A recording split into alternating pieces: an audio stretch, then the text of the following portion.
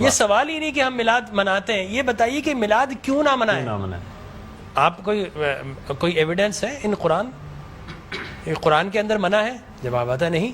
احادیث مبارکہ میں منع ہے؟ جواب آتا نہیں۔ کیا صحابہ کرام رضوان اللہ تعالی علیہ مجمعین نے منع کیا؟ جواب آتا نہیں۔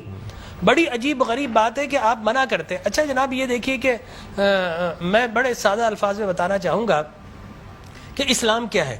اسلام 4 چیزوں پہ مشتمل ہے۔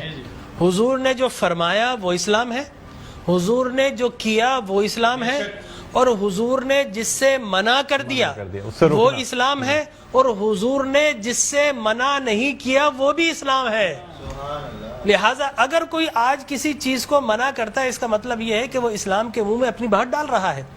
اب نہ اللہ سے بھول ہوئی نہ رسول سے بھول ہوئی، قیامت تک کی ساری ناجائز چیزوں کو قرآن مجید اور احادیث نبویہ میں بڑے بڑے بورڈ لگا دیے گئے کہ these are the prohibited thing, یہ حرام ہے، یہ حرام ہے، یہ حرام ہے، بڑے بڑے بورڈ لگا دیجیے۔ اور دیکھیں طریقہ اور اصول بھی یہی ہے کہ ہر جائز چیز کا نہیں بتایا جاتا۔ مثال کے طور پر اگر آپ کو کہیں جانا ہے تو آپ نے کبھی زندگی میں بورڈ نہیں دیکھا ہوگا کہ الاؤ ہے ادھر آ جائیے، نہیں، یہ کہیں نہیں لکھا ہوگا۔ ناٹ الاؤڈ ہوگا وہاں ضرور لکھا، جہاں ناٹ الاؤڈ ہوگا، پروہیبٹڈ ایریا ہوگا، وہاں پر بورڈ لگا ہوگا کہ یہاں داخلہ منع ہے۔ لہٰذا قرآن و احادیث میں بھی بڑے بڑے بورڈ لگا دیے، یہ حرام، یہ حرام، یہ حرام۔ اور مجھے کہنے دیے ڈاکٹر صاحب، اللہ کا نبی بنیادی طور پر ہر جائز کام کروانے نہیں آتا، بالکل نہیں۔ دراصل اللہ کا نبی ہر ناجائز کام سے روکنے کے لیے آتا ہے۔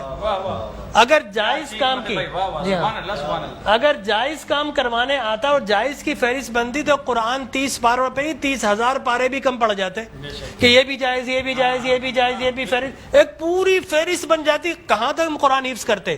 لہٰذا قرآن کے اندر اللہ کو جو ناپسند چیز ہے ان کا بیان ہے، اللہ کو جو پسند ہے ان کا بیان ہے۔ ہر جائز چیز اللہ کا نبی کروانے نہیں آتا۔ اب اگر بنگلہ دیش کے لوگ رہنے والے اگر پوری زندگی اگر چاول کھاتے ہیں اور مچھلی کھاتے ہیں، ان سے یہ نہیں پوچھا جائے گا باجرے کی روٹی کیوں نہیں کھائی، تم نے گندم کیوں نہیں کھایا، تم نے فلانے نہیں کھایا، نہیں پوچھا جائے گا۔ اگر اسی طرح پاکستان کے رہنے والے مچھلی روزانہ نہ کھائیں تو ان سے نہیں پوچھا جائے گا کہ یہ بھی تو اللہ کی غذا تھی، جائز تھی، تم نے یہ کیوں نہیں کھایا۔ نہیں، ہر جائز چیز اللہ کو مطلوب نہیں ہے۔ اللہ کو مطلوب یہ ہے کہ ہر ناجائز کام سے روکا جائے۔ لہٰذا اللہ کے پیارے حبیب نے قیامت تک کی ساری ناجائز چیزوں سے منع کر دیا، نہ اللہ سے بھول ہوئی معاذ اللہ، نہ رسول سے بھول ہوئی، دین مکمل ہو گیا۔ اب اگر کوئی یہ کہتا ہے کہ یہ ناجائز، یہ بدعت، اس کا مطلب یہ ہے کہ کیا تجھ پر وحی نازل ہو گئی؟ باب نبوت تو بند ہو چکا ہے، اب تو کس بنیاد پر کر رہا ہے؟ دیکھیے اب کس بنیاد پر تم منع کر رہے ہو۔ اور میں آپ کو بتاؤں ڈاکٹر صاحب، یہ دین کا مسلمہ اصول ہے کہ کسی چیز کے جواز کے لیے کوئی ضعیف حدیث بھی کافی ہے، لیکن کسی چیز کے حرام یا بدعت ہونے کے لیے قرآن اور احادیث کی نص قطعی چاہیے آپ کو، اور حدیث متواترہ چاہیے، اس کے بغیر آپ کسی چیز کو حرام نہیں کر سکتے۔ اس لیے کہ اسلام گلا گھونٹنے کے لیے نہیں آیا، اسلام تو راحتیں دینے کے لیے آیا ہے۔ لہٰذا جو ناجائز چیزیں تھی اسلام نے وہ منع کر دی 1400 سال پہلے۔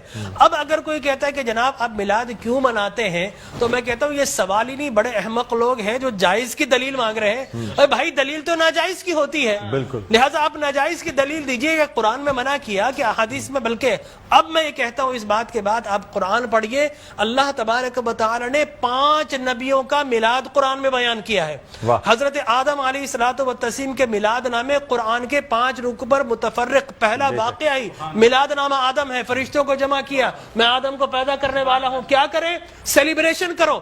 آدم کی ولادت کا موقع، نفخت فیہ من روحی فقعوا لہ ساجدین، جیسے ہی میں یہ آنکھ کھول دے، یہ پیدائش ہو جائے، ولادت ہو جائے، تو تمہیں کیا کرنا ہے؟ اس کو سجدہ کرنا ہے۔ اللہ تبارک و تعالیٰ فرماتا ہے کل مجمعون الا ابلیس، سارے فرشتوں نے سیلیبریٹ کیا، آدم کو سجدہ کیا سوائے ابلیس کے۔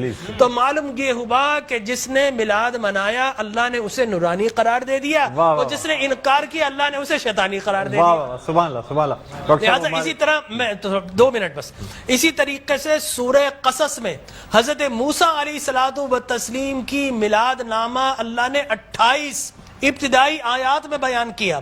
اور حضرت یحییٰ علیہ الصلوۃ والتسلیم کا میلاد نامہ سورہ مریم میں کیا سلام علیہ یوم ولدا، سلام ہو یحییٰ پر کس دن؟ جس دن وہ پیدا ہوئے. لہذا نبی پیدا ہو رہا تو اللہ سلام بھیج رہا ہے. اور پھر حضرت عیسیٰ فرماتے والسلام علیک یوم ولدت ویوم اموت ویوم ابعث حیا، سلام ہو مجھ پر جس دن میں پیدا ہوا.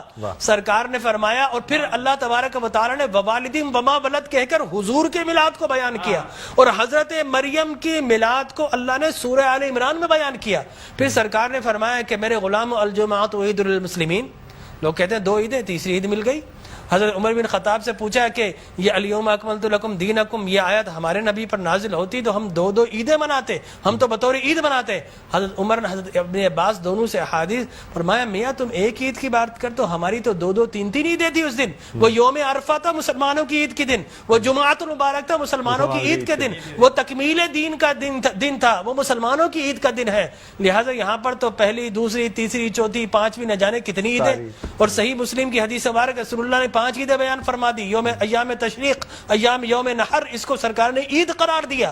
لہٰذا معلوم یہ ہوا کہ سرکار دو عالم. اور پھر میں عرض کر رہا تھا کہ آدم پیدا ہوئے، فرمایا الجمعۃ عید للمسلمین، جمعہ مسلمانوں کی عید کا دن. فرمایا رسول اللہ کیوں؟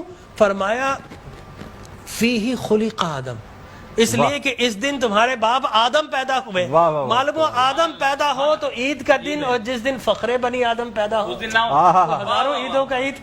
یہ عید بھی ہے اور یقینی طور پر جشن بھی ہے. دیکھیے حضرت عیسیٰ ابن مریم علیہ الصلوۃ والتسلیم پیدا ہوتے نا، اللہ تبارک و تعالی حضرت مریم کے پاس پینے کے لیے کچھ نہیں تھا.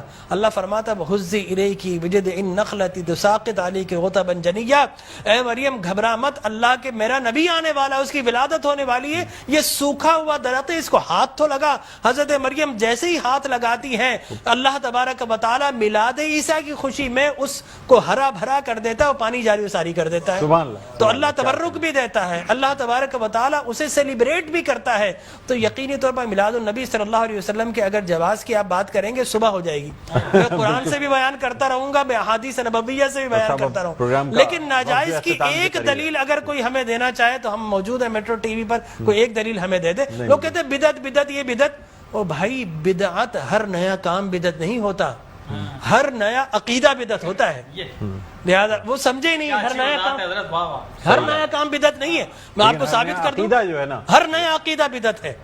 لیکن آپ شیطان نے جب جو جس چیز پہ انسان کا ہے وہ قائم ہے، ہر نیا کام، اگر ہر نیا کام بدعت ہوتا، خوشی منانا، عید منانا، اس میں تو کوئی ایسی بات انوویشن ہے اسلام کے اندر. آپ یہ دیکھیں نا حضور اکرم صلی اللہ علیہ وسلم کی وفات شریف کے بعد قرآن مجید جمع کیا بدعت، پھر اس کے بعد تراویح بدعت. وہ بخاری کے ہذہ نعمت البدع. حضرت عمر بن خطاب کے الفاظ ہے کتنی پیاری بدعت ہے کہ میں نے تراویح شروع فرما دی. تو مقصد وہ کہ بدعت اچھی بھی ہوتی ہے. صحابہ کرام بدعت حسنہ بھی ہے، بدعت مذمومہ بھی ہے. اور مذمومہ بدعت کیا؟ اچھی چیز کو مٹا دینا. اور بدعت حسنہ کیا ہے؟ کسی اچھی کام کا جاری کرنا. فرمایا من سن سنتا حسنتا فلہ اجرھا واجر من عمل بها الى یوم القیامہ. جو کسی اچھی سنت، اچھے کام کو جاری کرتا ہے، اس کے بعد قیامت تک اگر لوگ اس کام کو جاری رکھیں تو اس بگنر کو اللہ تبارک و تعالی اجر و ثواب عطا فرماتا ہے. ہماری ٹرانسمیشن